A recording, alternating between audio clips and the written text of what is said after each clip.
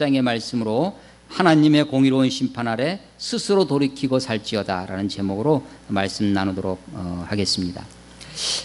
에스겔은 이스라엘이 남왕국 유다마저 바벨론에 의해서 멸망을 하고 바벨론으로 포로로 잡혀간 그 바벨론의 티그리스강 한 지류인 그발강이라고 하는 그발강가에서 하나님의 말씀을 하나님의 말씀을 듣고 우리에게 전해주신 그런 말씀입니다.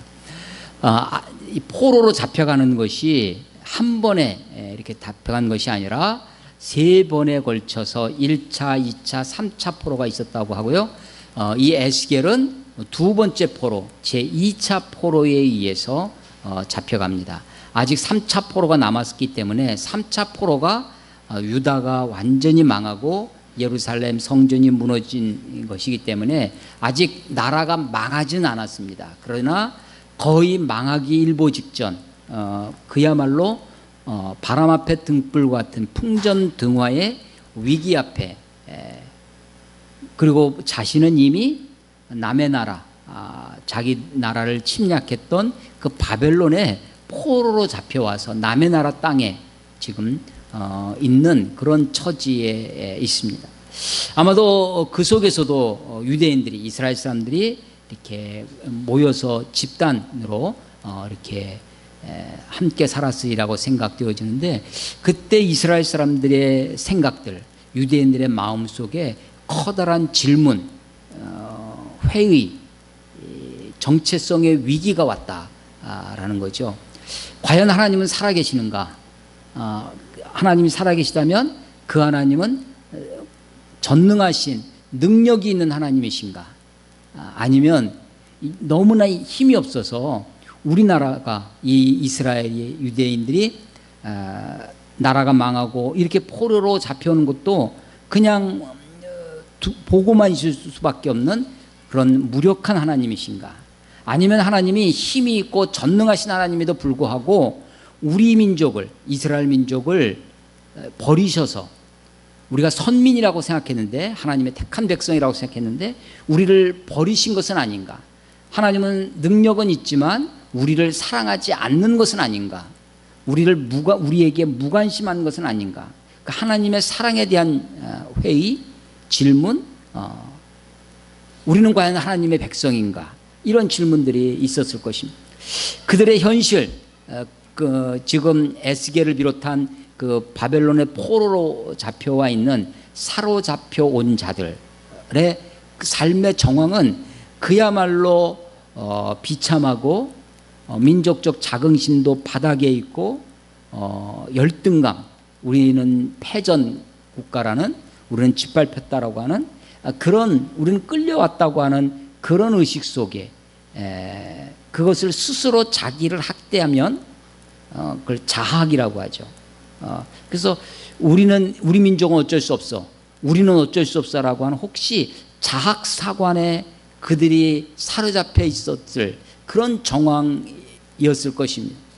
근데 그 속에서도, 그 그발강가에 포로로 잡혀온 그 속에서도 하나님은 이스라엘 민족을 버리지 않으셨고, 하나님은 능력이 없어서가 아니라, 하나님이 저들을 사랑하지 않아서가 아니라, 하나님은 능력의 하나님이심에도 불구하고, 전능하심에도 불구하고, 하나님은 저들을 사랑하심에도 불구하고 저들을 망하게 하시고 포로로 잡혀가게 하셔서 그들을, 그 모든 역사의 주인 되시고 그 모든 것을 이끌어 가시고 지금도 우리들에게 말씀하시는 하나님이시다라고 하는 것이 에스겔서의 중심 메시지 중에 하나일 것입니다.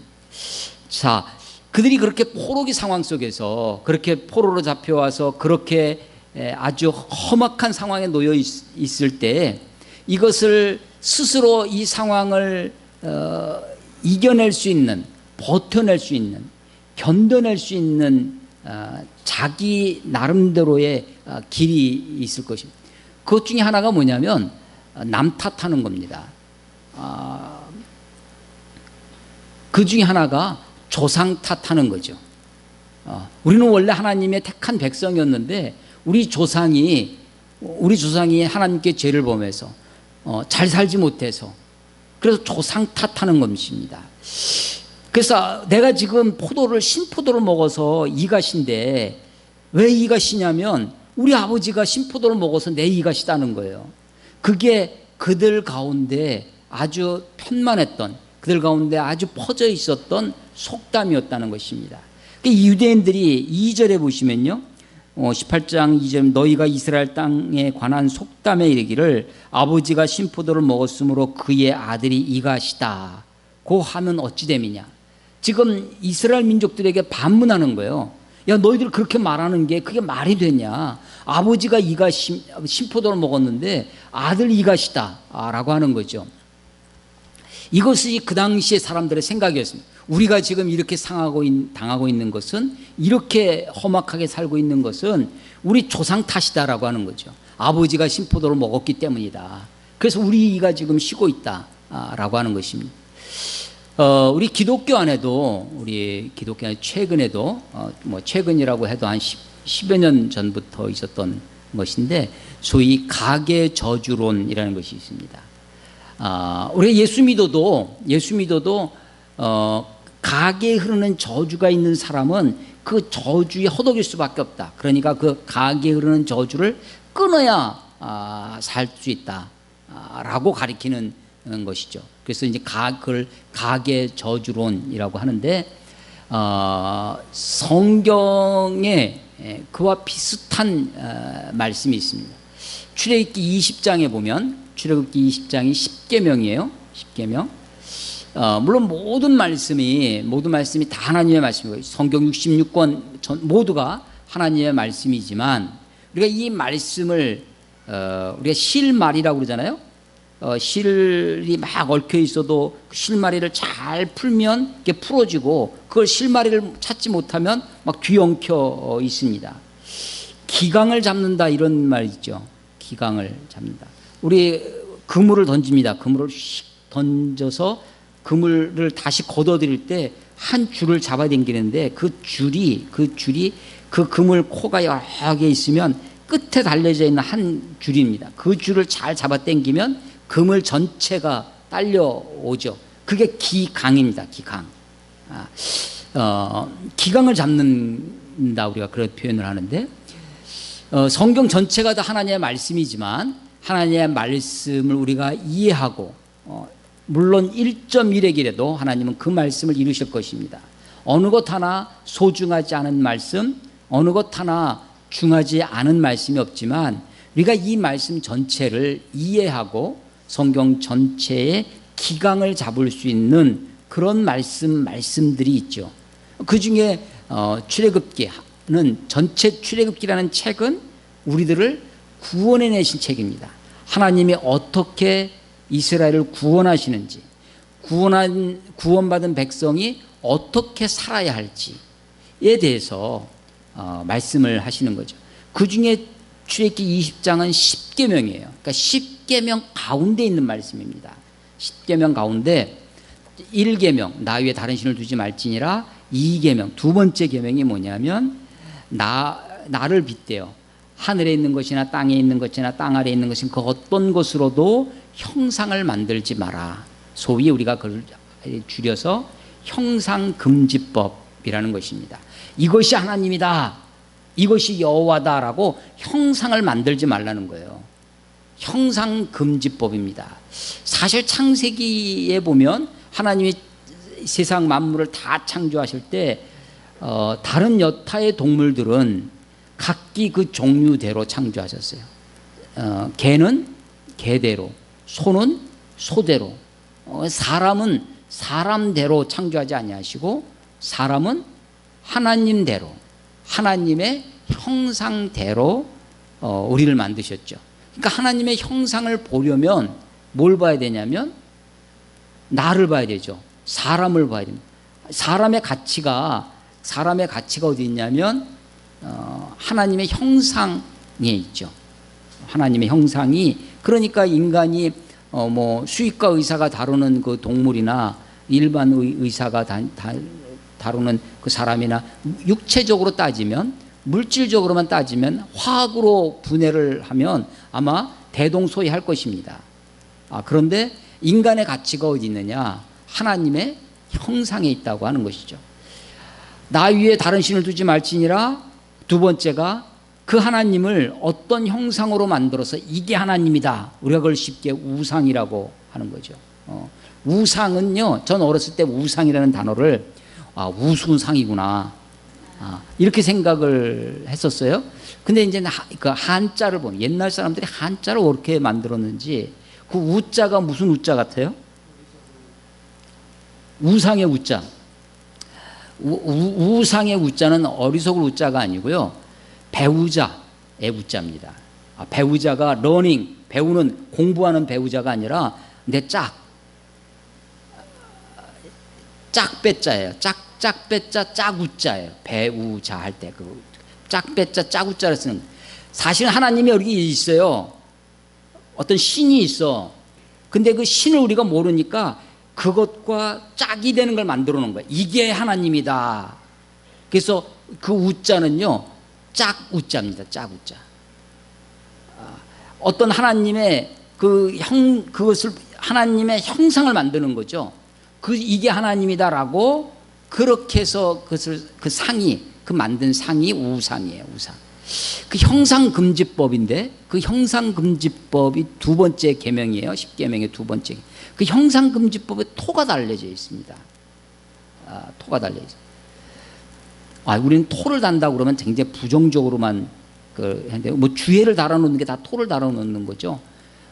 그 금지법에다가 토를 달아놨는데, 출애굽기 20장 5절에 보면 그것들에 그렇게 만들어서 그것들에게 절하지 말며 그것들을 섬기지 말라. 나 내 하나님 여호와는 질투하는 하나님인즉 나를 미워하는 자의 죄를 갚되 아버지로부터 아들에게로 3, 4대까지 이르게 하거니와 나를 사랑하고 내 계명을 지키는 자에게는 1000대까지 은혜를 베푸느니라. 두 번째 형상금지법, 두 번째 계명에는 토가 달려 있다. 하나님의 형상이, 하나님이 있는데 하나님, 우리가 볼 수 없는 하나님을 볼 수 있는 것처럼 짝을 만들어서 우상을 만들어 놓는 그 형상을 만들지 말라. 그것에 만들어 놓고 그것에 절하지도 말고 경배하지도 말라라고 하면서 하시는 말씀이 그 죄를 하나님이 갚겠다는 거예요. 어떻게 갚냐면 아버지의 죄를 그 아들 3, 4대까지 봐라.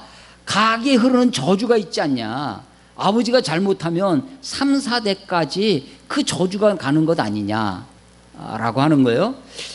그래서 그걸 끊어야 된다는 거예요. 예수 믿는 것만으로 부족하고 가게 흐르는 저주가 있으니까 그것을 끊어야 된다. 그래서 막 그런 걸로 책도 쓰고 그런 걸로 막 집회도 다니는 그런 목사가 있었는데, 이제 교계에서는 그것을 이단이라고 이렇게 하는 거죠. 성경은 그렇지 않다는 것이죠. 제가 여러분에게 말씀드린 것 중에 하나가, 성경에 있다고 다 성경적인 것은 아니다 라고 제가 여러분에게 말씀드립니다. 자, 다시 한번 해볼게요. 성경에 있다고 다 성경적인 것은 아니다. 성경에 있다고 다 봐라 성경에 있지 않냐 라고 한다고 그게 다 성경적인 것은 아니다. 그것도 성경적으로, 다시 말해서 성경 66권의 전체적인 보편적인 하나님의 말씀에 부합해야 되고 하나님의 성품에 부합해야 되고 하는 거죠. 예를 들면 사울 왕이 나중에 뭐 거의 미치죠.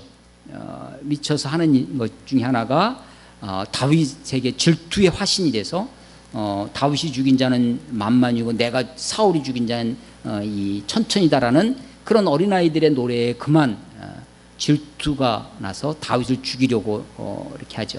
그러다가 나중에는요, 하나님의 영이 거기서 떠나갑니다. 아무것도 안 되는 거예요. 그러니까 그가 하는 게 뭐였냐면 어떤 여인을 찾아갑니다. 그래서 그 여인에게, 신접한 여인이죠. 신접한 여인에게 가가지고 소위 초혼을 합니다. 혼을 불러내는 거예요. 그 신접한 여인을 통해서. 보니까 누가 나오냐면 죽은 사무엘이 나오는 거예요. 사무엘을 초혼하는. 그래서 우리가 귀신 쫓아낼 때 잘 쫓아내는 집단이 있어요.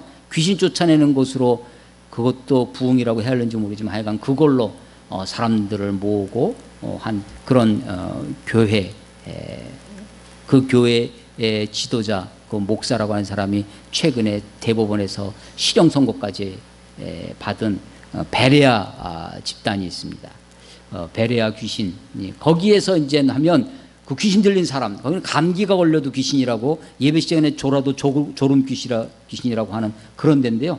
귀신을 쫓아내는 걸 뭐라고 하냐면 축사한다고 그래요. 어떤 축하의 말을 하는 축사가 아니라, 돼지를 키우는 그 축사가 아니라, 귀신을 축출하다 할 때, 귀신 사자를 써서 귀신을 쫓아내는 축사를 할 때요, 먼저 귀신을 불러냅니다. 너 누구냐?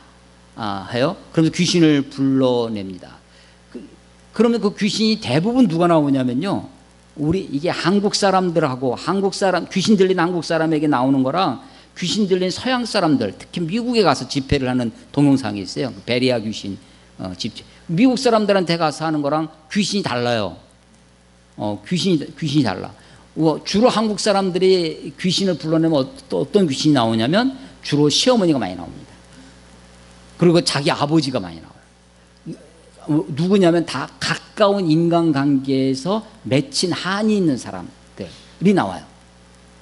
근데 참 재밌는 것은 그때 그 목소리도 비슷하게 나와요. 그러니까 사람들이 막 놀라는 거죠.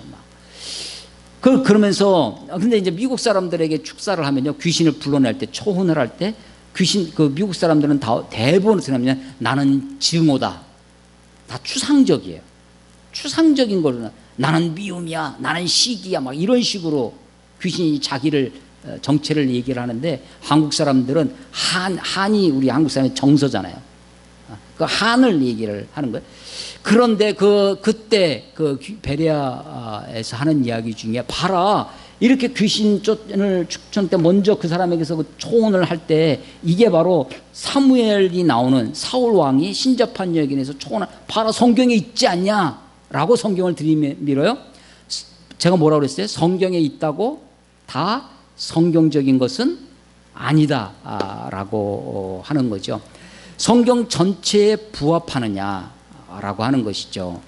성경에 있어도 비성경적인 것이 얼마든지 있을 수 있다라고 하는 것입니다. 성경 전체 보편적인, 그래서 우리가 신학 공부를 하는 것이고 여러 가지 공부를 하는데, 성경 전체의 보편적인 말씀과 서로 부합하느냐라는 것이고, 또 하나는 하나님의 성품, 하나님의 뜻에 부합한 말씀이냐라는 것을 우리가 이야기하고 있는 것입니다. 자, 분명히 출애굽기 20장의 10계명 제2계명에서 형상을 만들지 말라는 것은, 너희가 그 형상을 만들어서 절을 하면 질투하는 하나님이 그 죄를 아버지에게서부터 자손 3, 4대까지 물으겠다고 말씀하시지 않냐. 이게 가게 흐르는 저주가 아니냐라고 얘기를 해요.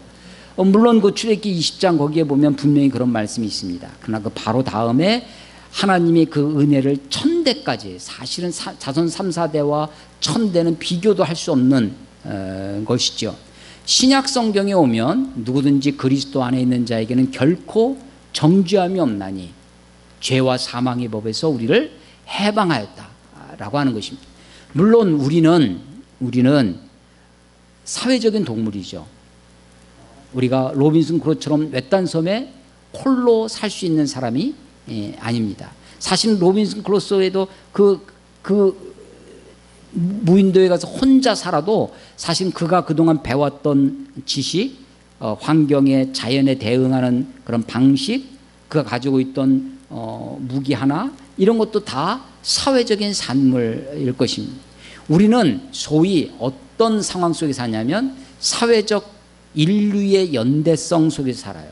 크게 보면 인류의 연대성입니다. 그러나 작게 보면 우리는 가족의 구성체로 살아갑니다. 아버지는 아버지대로 사는 것이고 아들은 아들로 사는 거예요. 가게 흐르는 저주는 없습니다. 다만 우리는 그 연대성 속에서 아버지의 삶의 영향 속에 살아갑니다. 그래서 아버지가 마약이나 혹은 알코올 중독에 그냥 가정을 팽개치고 막 그렇게 살면, 그래서 삶이 가난하고 어려우면 그 자식은 그 환경 속에서 그 가난하고 어려운 환경 속에서 살아갈 수밖에 없습니다. 아버지가 부유하고 넉넉하면 그 아버지의 인격과 상관없이 그 영향 속에 살게 되죠. 이런 가정의 연대성, 사회뿐만 아니라 사회적인 연대성 속에 있습니다. 대한민국에 살면 우리는 어쩔 수 없이 이 문재인 대통령이 통치하는 이런 사회적인 법규나 이런 속에서 살아갑니다. 자연의 연대성 속도 있어요. 갑자기 태풍이, 요번에 태풍 이름도 희한하던데, 태풍이 막 우리 지역을 지나가서 완전히 막 난리가 난다든지, 혹은 지진이 일어난다든지, 해일이 일어나서 자연환경이 파괴되면 우리는 그 속에서 그것의 영향을 받고 살아갑니다. 전염병 하나만 돌아도 우리는 어쩔 수 없는, 그것이 내 어떤 선행, 내 어떤 의지, 내 어떤 삶의 그런 것과 전혀 상관없이도 그런 연대성 속에 우리는 살아갑니다. 그러나 그런 연대성 속에 있어도 하나님이 우리의 영혼을 다루는 데에 있어서는 아버지는 아버지, 아들은 아들이라고 하는 것입니다. 그래서 우리는 다 이렇게 조상 탓에 아버지가 신포도를 먹었으니까 아들이, 내가 지금 이가 신 것은, 내가 이렇게 사는 것은 우리 조상 때문 아니냐, 환경 때문 아니냐, 상황 때문에 그런 것이냐 아니냐라고 하면서 조상 탓하고 환경 탓하고 상황 탓을 해서 자꾸만 그것을 탓을 하며 살죠. 여러분, 이것이 아주 극단적인 것이 하나가 뭐냐면 원죄의식입니다. 원죄. 여러분, 내가 지옥 가는 것이 죄인이어서 지옥에 가는 겁니까? 죄를 범해서 지옥에 가는 겁니까? 내가 죄인이어서 죄를 범하는 겁니까? 죄를 범해서 죄인입니까? 모든 사람이 죄를 범하였음에 하나님의 영광에 이르지 못하더니, 로마서 3장 23절의 말씀이에요. 모든 사람이 죄인이어서 하나님의 영광에 이르지 못한다라고 하시는 것이 아니라 모든 사람이 죄를 범해서 하나님의 영광에 이르지 못하는 것입니다.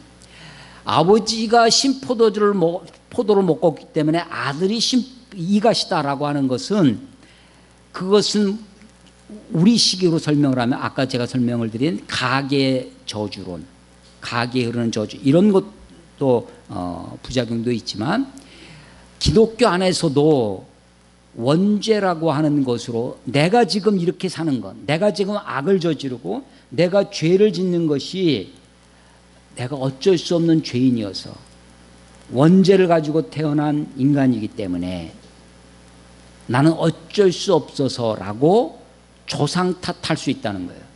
원죄 탓할 수 있다는 거예요. 원죄가 없다는 것이 아닙니다. 원죄가 없다고 얘기하면 이단 소리 들어요. 그런데 그때 말하는 원죄가, 우리 기독교에서 원죄가 있다라고 했을 때 그 원죄가 조상 탓하라고 우리에게 가르쳐 주는 것이 아니라는 것이죠. 원죄를요, 여러분, 원죄라고 하는 것을 논리적으로 그대로 밀고 가보세요. 내가 지옥 가는 게 내가 원죄를 가지고 있기 때문입니다.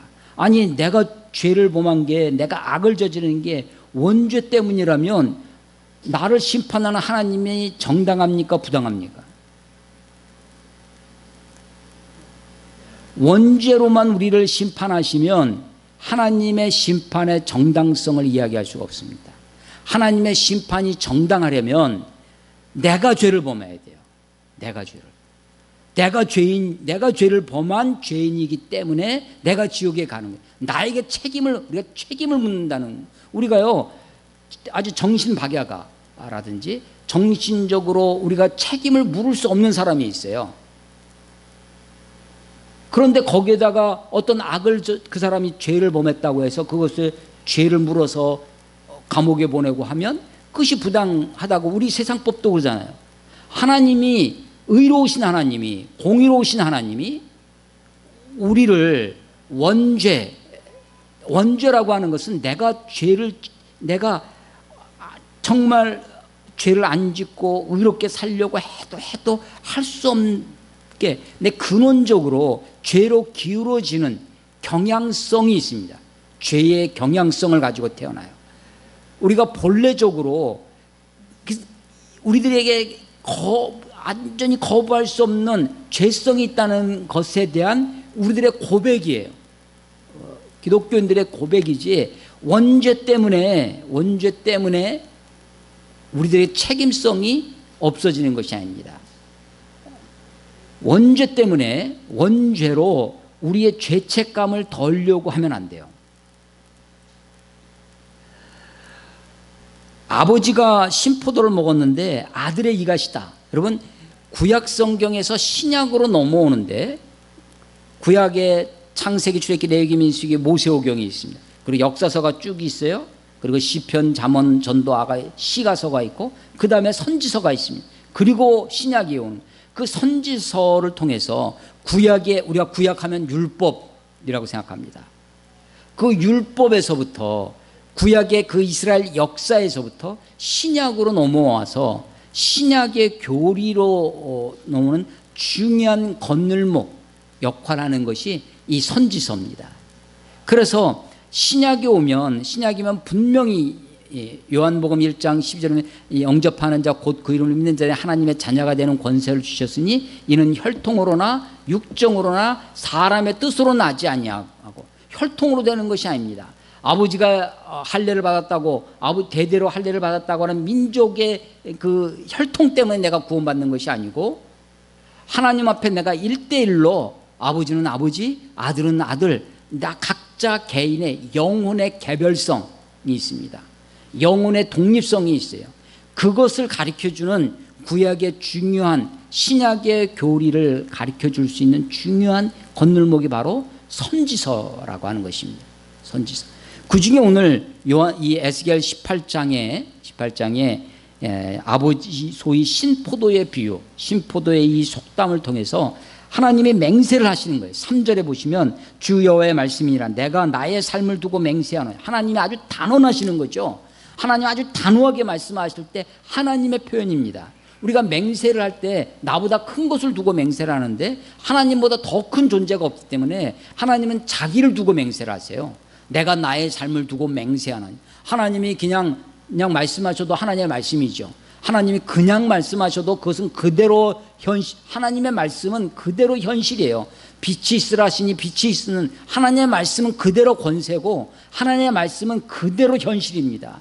그런데 하나님이 특별히 못 알아듣는 우리들을 위해서, 어리석은 인간들을 향해서 특별히 말씀하실 때 강조하시는 어법들이 있어요. 신약의 예수님은 강조하시는 어법이 뭐였냐면, 내가 진실로 너희에게 이르노니.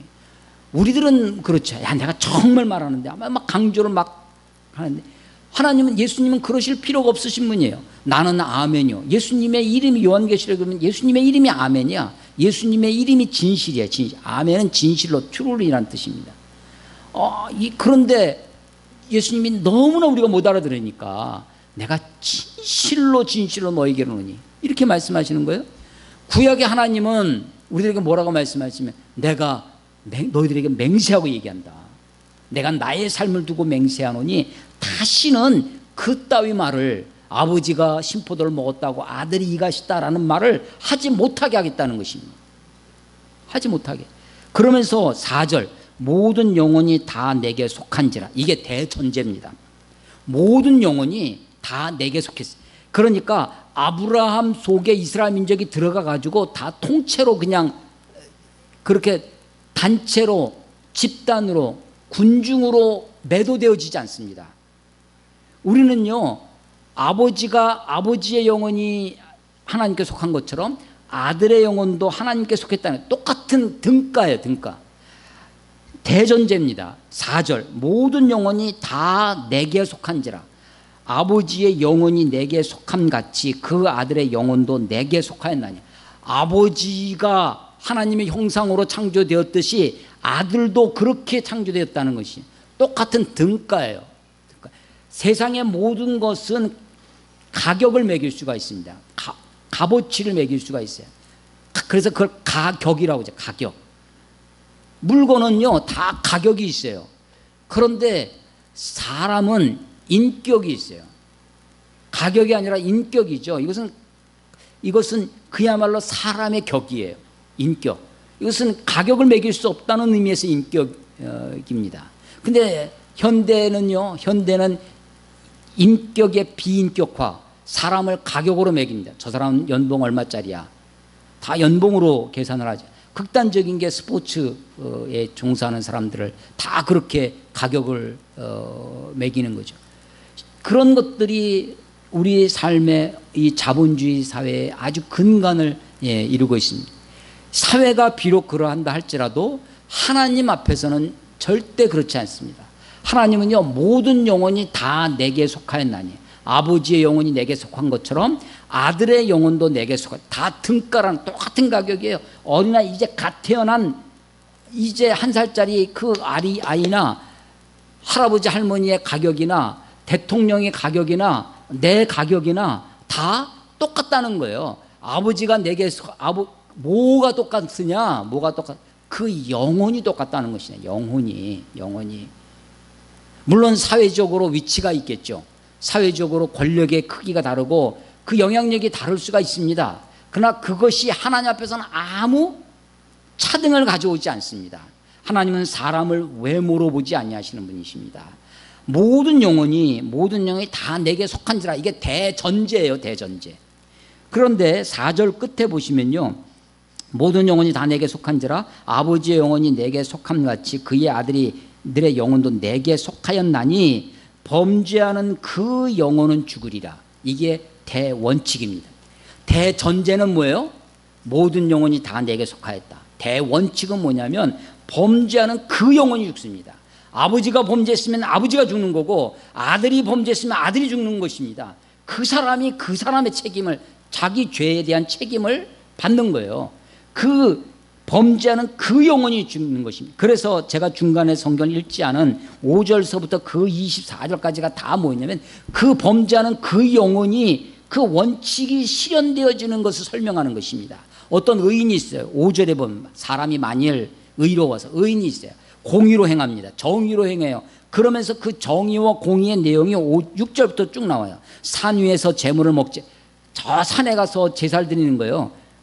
큰 나무 밑에서 산당에서. 이게 유대인들의 제사법이죠. 유대인들의 원래 고유한 제사법이 아니라 가나안 족속들에게서 배운 우상처럼 하나님을 섬기는 산당 제사가 산에 있는 집이죠. 영어에는 하이 플레이스입니다. 높은 곳이에요. 높은 곳에 가서 산 위에서 제물을 먹지 아니하며 이스라엘 족속의 우상에게 눈을 들지 아니하며 이웃의 아내를 더럽히지 아니하며 월경 중에 있는 여인을 가까이 하지 아니하며 사람을 학대하지 아니하며 빚진 자의 저당물을 돌려주며 강탈하지 아니하며 줄인 자에게 음식물을 주며 벗은 자에게 옷을 입히고 별일을 위하여 꾸어주지 아니하며 이자를 받지 아니하며 스스로 손을 금하여 죄를 짓지 아니하며 사람과 사람 사이에 진실하게 판단하며 내 율례를 따르며 내 규례를 지켜 진실하게 행할진대. 이게 의인이죠. 이게 이 공의와 이 정의를 행하는, 정의와 공의를 따라 행하는 이 의인은 종교적인 의, 예배를 잘 드리고 폼나게 예배드리고 이런 의식적인, 의례적인, 재례적인 의가 아니라 삶에서, 일상에서 이 사회적인 의를 행하는, 정의와 의를 행하는 의인이에요. 그러면 그 의인은 사는 거예요. 근데 그에게 아들이 태어났어요. 10절, 가령 그가 아들을 낳았다. 의인이 낳은 아들이에요. 근데 이 아들이 이 아까 얘기한 그런 14가지예요. 그 앞에 있는 것들이. 이런 것을 다 깡그리 뭉개는 거예요. 다 악을 저지르는 겁니다. 죄악 중에 범합니다. 산 위에서 재물을 먹고 이웃의 아내를 더럽히고 가난하고 궁핍한 자를 학대하고 강탈하거나 빚진 자의 저당물을 돌려주지 아니하고 우상에게 눈을 들거나 가증한 일을 범하고 별일을 위하여 꾸어주거나 이자를 받거나 하면 그 사람은 그 아버지의 의에 불구하고 그는 그의 죄로 그의 피가 그에게 돌아가서 그가 죽을 것이다 라고 하는 것입니다. 그래서 악인이에요. 의인이 있었어요. 아들 악인입니다. 아들은 그 아들의 죄로 죽습니다. 근데 그 아들이 또 아들을 낳았어요. 악인의 아들이야. 근데 이 아들이 아버지처럼 살지 아니하고 의롭게 살아. 그러면 그것으로 산다는 거예요. 자기 모든 의인은, 모든 사람은 각자가 자기 죄로 조상 탓하지 말고 아버지 탓하지 말고 환경 탓하지 말고 상황 탓하지 말고 자기는 모든 영혼이 하나님께 속해 있습니다. 하나님께 1대1로 만나는 겁니다. 하나님께 자기 죄를 그가 범한 죄로 죽으리라. 대전제와 대원칙을 설명을 쭉 하는 거예요. 그런데 19절 보십시오. 19절 보면 그런데 너희는 이르기를 아들이 어찌 아버지의 죄를 담당하지 아니하겠느냐 하는도다. 봐라, 우리가 아버지 죄 때문에, 조상들의 죄 때문에 나라가 이 지경이 돼서 지금 그 발광까지 이렇게 쫓겨오지 않았느냐, 잡혀오지 않았느냐, 이게 다 우리 조상 잘못한 것 아니냐라고 하면서 조상 탓하지 않느냐라고 하는 거죠. 그러나 하나님은 너희가 범한 죄로 너희가 죽을 것이다 라고 하는 것입니다. 21절 그러나 악인이 만일 그가 행한 모든 죄에서 돌이켜 떠나 내 모든 율례를 지키고 정의와 공의를 행하면 반드시 살고. 예, 악인이 있었어요. 악을 쭉 해왔어. 악을 저질러 왔어. 그런데 돌이켜서 의를 행하고 돌이켜서 선을 행하면 그 돌이키기 전에, 회개하기 전에 행했던 악을, 죄를 하나님이 기억하지 아니하시겠다고 하십니다. 22절 그 범죄한 것이 하나도 기억함이 돼, 범죄한 것을 기억하지 아니하신다는 거예요. 그가 행한 공의로 살리라. 과거의 악을 전했더라도 네가 돌이켜서 의를 행하면 그 공의로 살겠다는 것입니다. 반대로 24절 만일 의인이 의를 쭉 의롭게 살아왔어요. 근데 피곤해져. 내가 이렇게 의롭게 선하게 살아봐야 아무 소용없구나. 나만 손해보는 것 같아. 악인은 더 출세하고 악인이, 근데 나는 계속, 그래서 돌이켜서 악을 저질러요.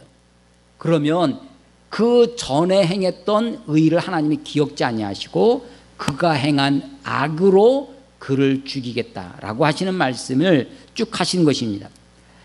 24절 만일 의인이 돌이켜 그 공의에서 떠나 범죄하고 악인이 행하는 모든 가증한 일대로 행하면 살겠느냐. 그가 행한 공의로운 일은 하나도 기억함이 되지. 내가 옛날에 이렇게 했는데, 내가 옛날에 교회도 세우고, 내가 옛날에 이렇게 사람들 많이 구제하고, 내가 이렇게 착한 일 많이 했는데, 그것 가지고 과거의 의, 과거의 공의를 가지고 오늘의 불의를 면책할 수 없다 라고 하는 것입니다. 오늘 저지른 악으로 처벌받고 심판받겠다. 그래서 그가 그 범한 허물과 그 죄인 죄로 죽으리라 라고 하는 것이 24절입니다.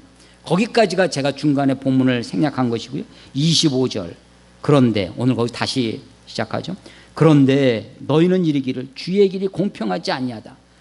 그렇다 할지라도 각자가 자기 죄로 한다 할지 하나님이 공평하지 않다는 거예요. 아니, 우리보다 더 악한 이 바벨론 이렇게 잘 살고, 우리보다 더 악한 이 바벨론에 의해서, 아니 우리가 심판받는 건 좋다는 거예요. 그것까지 하나님이 내가 악을 저질렀기 때문에 나를 심판하신 걸, 근데 나를 심판하는 저놈은 나보다 더 악해. 나를 심판하는 도구로 쓰인 저 나라는 우리보다 더 악한 나라인데, 그럼 공평하지 않은 게 아니냐라는 거예요. 우리가 어렸을 때 교회를 처음 다닐 때 예수 믿으면 잘 산다고 배웠습니다. 근데 가만 보니까 그러면서 이제 미국 그때 늘 서구의 영향을 받아서 우리가 미국식 기독교의 영향을 많이 받습니다. 그래서 봐라, 미국이 저렇게 잘 사는 거 봐라. 미국의 국가에 보면 하나님을 그렇게 노래하고 있지 않냐. 미국 국가도 배웠어요, 교회에서. 미국 사람들이 와서 미국 사람들이 그러면서 그때 많이 듣던 이야기입니다. 근데 가만히 의문이 돼. 아니, 그러면서부터 이제 한일 국교 정상화되고 일본 사람들이 막 자꾸만 우리 오면서 일본이 보이기 시작했는데, 일본은 하나님 안 믿고 온갖 잡신, 자기네 인구 수보다 더 많은 잡신을 섬기는 나라인데 지금 세계 3위의 경제 대국입니다. 우리보다 GDP로 국내 총생산으로 GDP 기준 우리가 1조 한 5천억 불 정도 1년에, 근데 그거는 4조 8천억 불에서 약 3배 이상 규모가 지금 일본이.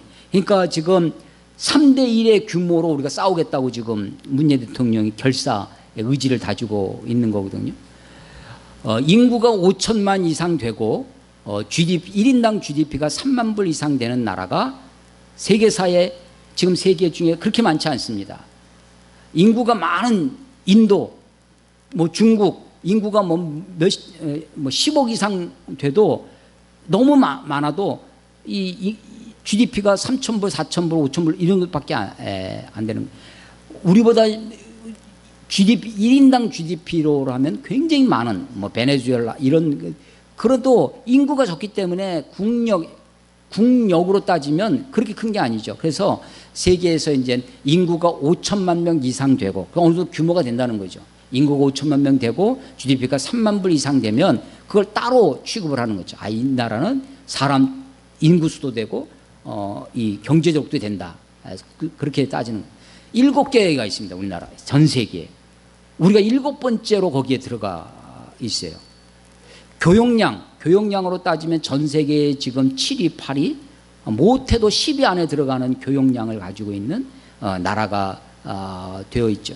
여러분, 우리나라가 이렇게 된 것이 오래된 것이 아닙니다. 근 몇십 년 만에 이렇게 된 것이에요. 여러분, 70년대만 해도 74년에 북한하고 우리가 처음으로 7.4 남북 공동성명이라는 것을 이렇게 서로 비밀 특사 막 하면서 한 적이 있는데, 그때만 해도 북한과 남한의 이 경제력이 1대1 정도 됐었습니다. 거의 비슷한, 그러니까 서로 맞짱 뜨는 거죠. 그래서 점점점 이 격차가 벌어서 지금 북한과 남한의 경제력이 1대50 정도, 50분의 1밖에 지금 안 되는 그런 지경이 됐어요. 여러분, 근대 이후에 1868년, 지금으로부터 150년 전입니다. 1868년, 굉장히 오래된 것 같죠? 150년 전이에요. 1868년에 일본이 근대화를 시작하는 메이지 유신을 합니다. 명치 유신을 한 것이 아주 오래된 것이 아니에요. 150. 그 명치 유신을 하고서부터 25년 후에 청일전쟁을 일으켜서 청나라를 이겨버리는 거예요. 일본이. 그로부터 35년, 청일전쟁 1894년, 그로부터 10년 후 1904년에 러일전쟁을 해서 러시아를 여기서 이 발트함대라고 하는 북극곰이라고 하는 이것을 물리치면서 아시아의 패권 국가가 됩니다. 1930년대에는 중일전쟁을 일으켜서 아시아, 1910년도에 우리 한일합방을 해서 조선을 병합하잖아요. 그 조선을 기점으로 그 발판으로 해서 아시아 전체의 동아시아, 대동아 공용을 이룬다 해서 아시아를 짓밟기 시작해서 아시아에서의 패권 국가 노릇을 하려고 했죠. 그 150년 동안, 그 150년 일이에요, 우리가 이게. 그러다가 2차 세계대전에 종지부를 찍은 것이 1945년도에 나가사키와 히로시마에 원폭이 투하되고 일본이 무조건적인 항복을 하게 됩니다. 그게 45년, 그 완전히 패전 국가가 됐죠. 그래서 미 군정이 일본 땅에서, 그런데 일본에게 아주 쾌재와 같은 호재가, 아주 천재일류의 기회가 온 것이 48년도에 그렇게 원폭이 투해서 완전히 나라가 망했는데 1950년에 6.25 전쟁이 벌어진 겁니다. 한국 전쟁이 있을 때 하늘이 도왔다고 일본 사람들이 얘기했다는 거예요. 거기에서 경제 부흥을 다시 일으켰다고 합니다. 그리고 그로부터 1960년대부터 75년, 15년 동안 베트남 전쟁을 합니다. 아니, 한국 전쟁을 통해서 일본이 다시 부흥하는 것을 본 박정희가 월남전에 당연히 참전을 하죠. 그리고 1965년도에 한일 국교 정상화를 합니다. 한일 국교 정상 1965년이에요. 지금으로부터 그렇게 오래전이 아닙니다. 그런데 그때 한일 국교 정상화, 이게 이제 그것이 우리가 속칭하는 말이고, 한일 조약, 기본 조약이라는 것을 맺습니다. 한일 기본 조약이라는 것을 1965년에 맺고 일본과의 국교 정상화를 제1조 한일 국교 조약의 기본 조약의 제1조가 뭐였냐면 1910년 한일합방 때 맺은 조약을 무효로 한다는 겁니다.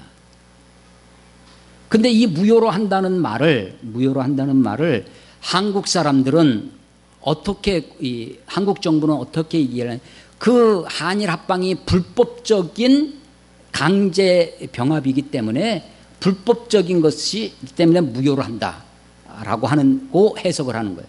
근데 일본 사람들은 어떻게 해석을 하냐면 아무 토 없이 그냥 그렇게 써있기 때문에, 그 한일 조약을 그렇게 맺었기 때문에, 박정희가 그렇게 맺었기 때문에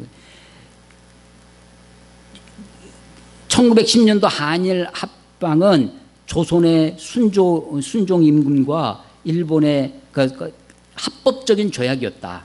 그런데 1945년도 2차 대전 종결과 함께 그것이 무효화된 것이다 라고 하는 것이. 한일 합방이 불법적인 게 아니라는 것입니다. 그래서 우리가 배상 2조가 그 한일 기본조약 2조가 우리들에게 배상해 주는 거예요. 근데 그것을 뭐라고 어떻게 하냐면 무상 그냥 공짜로 주는 거예요. 3억 불. 굉장히 큰 돈이었대요. 그 당시에는 3억 불에 이건 안 갚아도 되는 겁니다. 무상 3억 불, 유상 갚아야 되는 거예요. 우리가 2억 불을 받았습니다. 차관이에요. 차관. 장기 저리로 차관을 받았어요. 그런데 3억 불 그 무상 공짜로 주는 것도 현금으로 받은 게 아니에요. 돈으로 받은 것이 아니라 물건으로 받습니다. 뭐 포항제철 우리가 제철소를 짓겠다. 그러면 하려면 무슨 자재 같은 게 필요할 거 아니에요. 기계도 필요.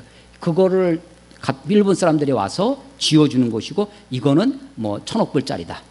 가격을 매기고 그 일본 회사에게 돈을 일본 정부 그러니까 돈은 우리 돈은 다 어디로 갔어요? 일본 회사로 간 거예요. 일본 회사가 잘 되는 거죠. 우리는 물건으로 받았습니다. 거기에 우리가 아무 기술이 없으니까 일본 사람들을 기술자로 고문으로 보내줍니다. 그럼 그 사람도 월급을 줘야 되잖아요. 누가 주는 거예요? 일본 사람들이 일본 정부가 일본 사람에게 월급을 주는 거예요. 그러니까 우리는 무상 3억 불도 현금으로 받은 것이 아니라 물건과 물자와 인력 자원으로 받았을 뿐이에요. 그리고 그것도 이름이 배상이 아니었습니다. 배상은 잘못한 것에 대해서 지불하는 것이 배상인데 걔네들은 일본은 뭐라고 얘기를 했냐면 그것이 너희들이 1948년 45년도에 해방이 됐으니까 독립축하금이다. 한일 합방이 합법적인 것이었고 2차 세계대전 종결로 이것이 무효화됐을 뿐인데 너희들이 독립했으니까 독립축하금으로 무상 3억 불을 준다는 거예요. 그런데 나중에 와서 이 뭐 위안부 문제라든지 강제징용 이게 다 배상이 끝났다. 우리는 그걸 축하금이라고 하면 배상이 안 된 거고 배상이 끝났다고 하면은 그것은 한일 합방이 불법적인 것을 스스로 자인하는 거죠.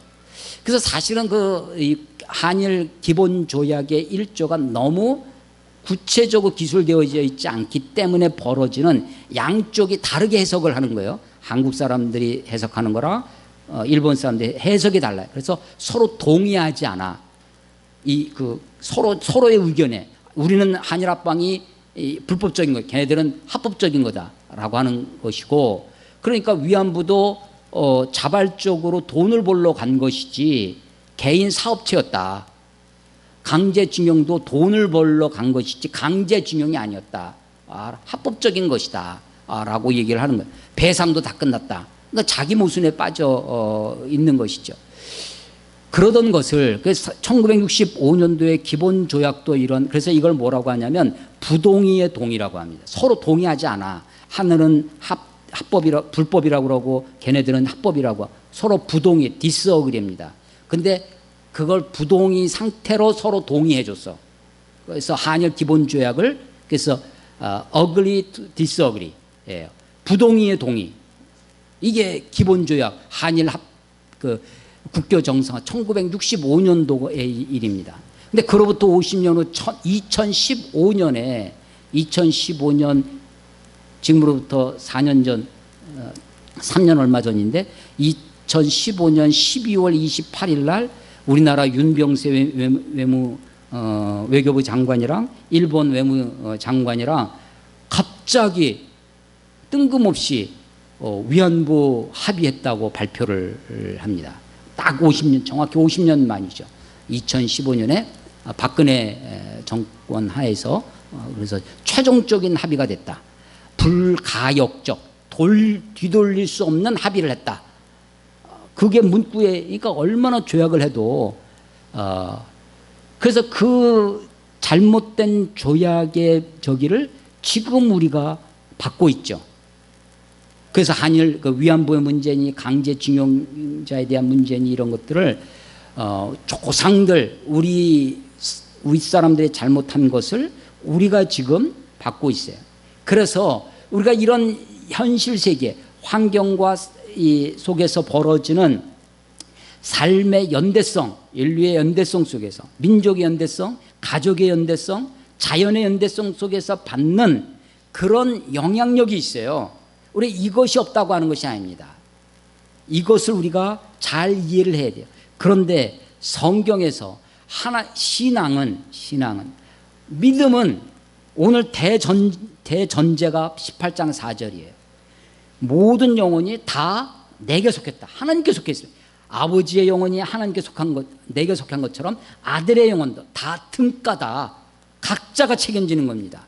범죄한 그 영혼은 죽으리라. 이게 대원칙이라고 그랬어요. 범죄한 그 영혼입니다. 영혼이에요, 영혼. 아버지가 부유하면 금수저 물고 태어나서 편안하게 살 수 있겠죠. 아버지가 국회의원이고 힘 있는 국회의원이니까 그 딸을 알아서 취직시켜 주잖아. 그게 KT의 김성태 의원 사건이잖아요. 알아서 뭐 원서를 안 낸, 다 기간이 끝났는데도 빨리 원서 넣으세요 하고 다 기록도 안 했는데 받아가지고 직원들이 기록해주고 취직을 시켜줬다는 거 아니에요? 그런 거죠. 아버지가, 우리는 삶의 환경은 아버지에 따라서 금수저 물고 태어날 수도 있고 흙수저 물고 태어날 수도 있는 그런 환경과 그런 여건의 연대성 속에 살아요. 우리는 역사적인 흐름 속에 살아갑니다. 우리는 민족과 사회와 환경의 영향을 받고 살아요. 여러분, 그러나 우리는 환경이나 조상이나 이런 것을 탓할 것도 아니고 하나님 앞에서 내가 각자가 등가의 영혼이라는 것입니다. 각자가 범한 그 죄로 말미암아 살리라라고 하는 것입니다. 오늘 이 에스겔 18장은 마지막 하나님의 당부와 권고의 말씀으로 되어지는데 30절 보시면 주여의 말씀이니라. 이스라엘 족속아, 내가 너희 각 사람이 행한 대로 심판할지라. 너희는 돌이켜 회개하고 모든 죄에서 떠날지어다. 그리한즉 그것이 너희에게 죄악의 걸림돌이 되지 아니하리라. 너희는 너희가 범한 모든 죄악을 버리고 마음과 영을 새롭게 할지어다. 이스라엘 족속아, 너희가 어찌하여 죽고자 하느냐. 주의 말씀이니라. 죽을 자가 죽는 것도 내가 기뻐하지 아니하니 하나님은 결코 그렇게 심판하시는 것을 기뻐하지 아니하십니다.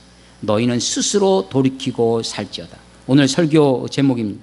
스스로 돌이키고 살지어다. 스스로라고 하는 것은 남 탓하지 말라는 것입니다. 조상 탓하지 말고 환경 탓하지 말고 스스로 하나님 앞에서 우리들의 삶을 살아가야 됩니다. 돌이키려고 회개하라는 것입니다. 한 번 회개하면 영원히 회개할 필요가 없다고 가리키는 그런 이단들이 있습니다. 구원파의 이단이 그렇습니다. 그러나 여러분, 목욕한 사람이라도 예수님이 발을 씻겨주시면서 네가 목욕할지라도 발 씻음이 필요합니다.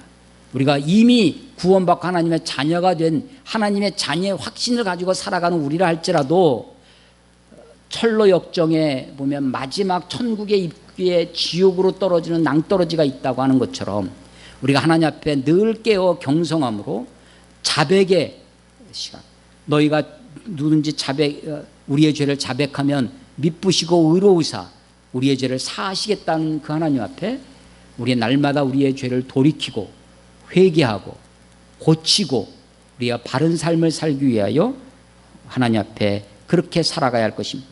그 범죄한 영혼은 그가 책임을 진다는 겁니다. 하나님의 다스림, 심판의 대원칙입니다. 모든 영혼이 다 내게 속한지라. 범죄하는 그 영혼이 죽을지라 라고 하시는 하나님의 심판의 대원칙입니다. 하나님의 심판은 공의롭습니다. 하나님의 심판만큼 공평한 것이 없습니다. 하나님은 하나님의 심판을 통해서 그의 의를 이루실 것입니다. 우리는 환경 탓하지 말고 조상 탓하지 말고 하나님 앞에서 살아야 됩니다. 하나님의 심판 앞에서 우리 자신을 온전히 드리는 저 여러분이 되시기를 주의 이름으로 축원합니다. 기도하겠습니다. 하나님 아버지 은혜를 감사합니다. 하나님, 우리가 이 땅에서 살아갑니다. 이 민족 가운데 또 우리 한국 교회 가운데 우리 가정과 우리 교회 가운데 살아갑니다.